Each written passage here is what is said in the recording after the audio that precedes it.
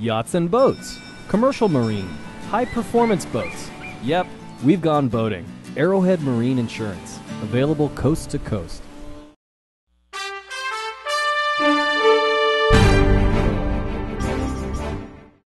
One year of data does not make a trend, advises Michael Klausner, professor of business and law at Stanford Law School.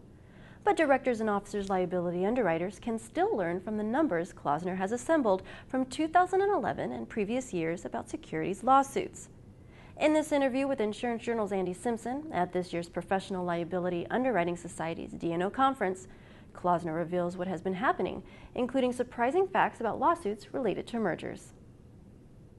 It may be a pet peeve of mine, but we often read every year, the handful of organizations that follow these cases report trends. And sometimes the trend is up, and the next year the trend is down, and then up, and then down. That's not a trend in my view.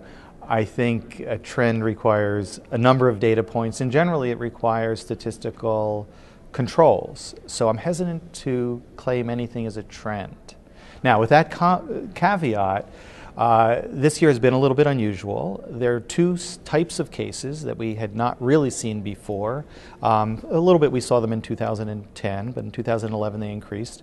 Those are Chinese reverse merger cases and M&A challenges, which, if I can correct myself, M&A challenges were around in 2010 and back again in 2011, where what I'm talking about are federal securities class actions that are running parallel to state challenges to mergers. People would say, for instance, based on what I just told you, that the trend, the one-year trend of traditional securities class actions is down.